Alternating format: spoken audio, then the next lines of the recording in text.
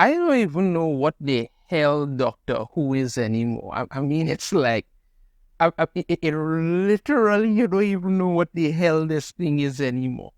What it started off as, all the years of Doctor Who and all of this, to be brought down to whatever in God's name this is.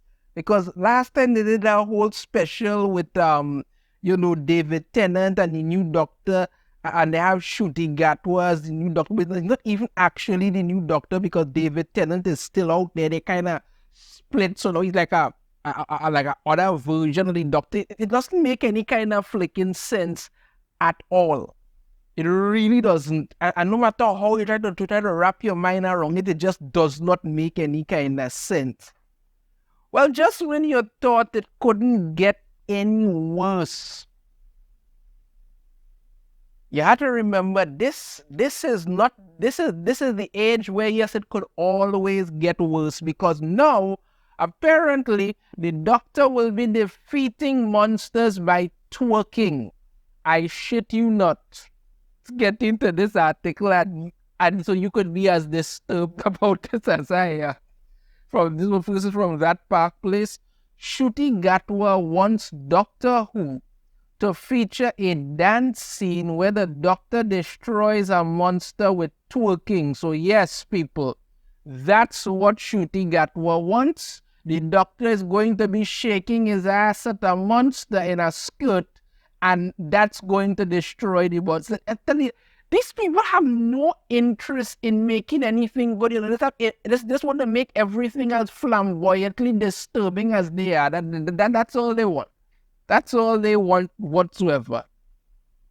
Actor Ncuti Gatwa, who plays the 15th Doctor on Doctor Who, although he technically isn't the 15th, but whatever, recently promoted the upcoming series by sharing that he wants the show to feature a dance scene that has the Doctor destroy a monster with twerking. Yes, that's what they want now. Speaking with Entertainment Weekly about the show, Gatwa discussed what was on his wish list for the Doctor. He informed the outlet, "I need a big dance number. That's what I'm going to put into the universe. I need the Doctor to have a big, fierce dance routine that like destroys a monster with twerking," he added, "or maybe some death drops, and that's what will drop the monster." I mean, like, let me ask a question. Let me ask a simple question. Why you need a dance number in the first place? That whole dance number thing in the Christmas special with the goblets, I think that was so flicking cringeworthy and stuff. I mean, they literally made that just for TikTok, and this is what they're doing. That's why people are walking away from it. You're literally saying here that you want the Doctor not to use his ingenuity, not to use his creativity, not to use the things that makes the Doctor such a formidable opponent to everybody, his intelligence and everything. No, you want the Doctor to have a big, fierce dance routine that like destroys a monster with twerking. That's what you want. You want to destroy the monster with twerking. That's how you figure the best thing to do for this. Boy. It continues on. Not only did Gatwa reveal he wants a dance number with twerking, he also confirmed the show will attempt to push disordered sexual behavior. Of course it will. Because this is what they are. They hired Ncuti Gatwa to play the Doctor because they wanted this Doctor who was black and gay. That's what they wanted. And this is what they have to plaster all over the screen. Because they no longer care that, fans watch the show because they like the Doctor and things that the Doctor does and all this sort of stuff. No. This is precisely why the whole Jodie Whittaker thing fell apart, Now, I will be the first one to admit I don't like the fact, well, I should say, I did not like the fact that the Doctor had been turned into a woman. The Doctor is a male character, leave him as a male character, but I was still willing to give it a little run. I watched like 2 episodes and I was out. Because once I saw where it was going, I was going. A lot of people who stuck around a little longer than me jumped out after, because it devolved into a bunch of pretentious, preachy crap that nobody was interested in. That was not the doctor, and this is why people left. The same thing here. Why do you want the doctor to have some big dance number and twerk, and you have to push in the fact, it's going to be disordered sexual behavior? This is what they want. This is who they are. This is how they live. Everything boils down to their sexual orientation, and they figure themselves, you know what? We have to push it into every goddamn thing. While discussing the costumes for the show that designer Pam Don had shown him, Gatwa told Entertainment Weekly, she laid out her sketches on the table, and I saw kilts and skirts and all kinds of gender-pushing, societal-pushing outfits, and I was like, yes, let's do all of them.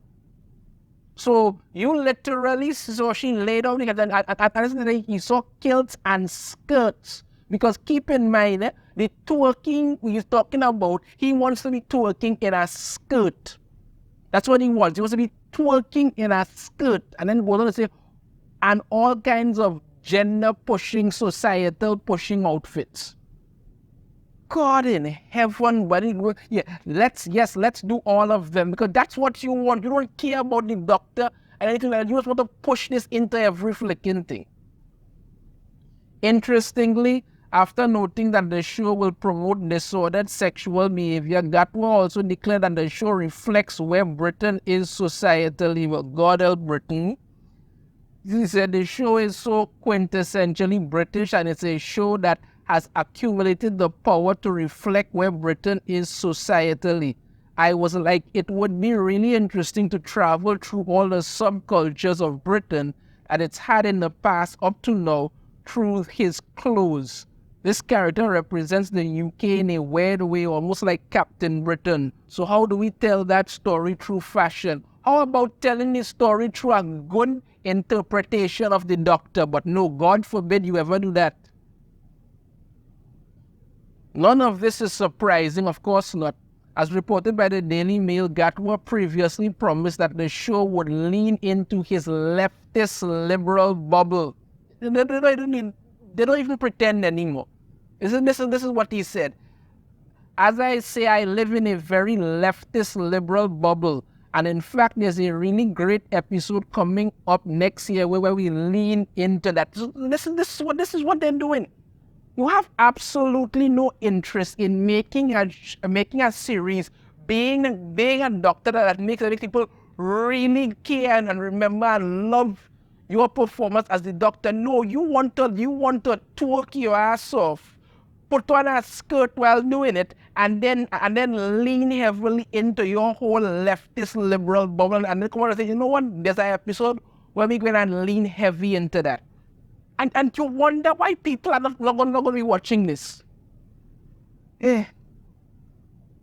Gatwa's co-star Millie Gibson, I have heard that she will be gone at the end of this season coming up, but I've also heard that she isn't going anywhere. I know it's confusing.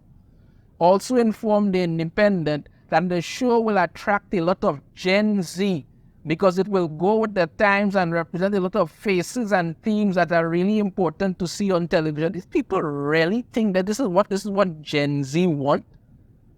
Oh my God. So yeah, the doctor's going to be apparently twerking his ass off in a skirt to destroy a monster. This is what they're going to be doing. Now the doctor in a skirt twerking to kill a monster is disturbing on the face of it.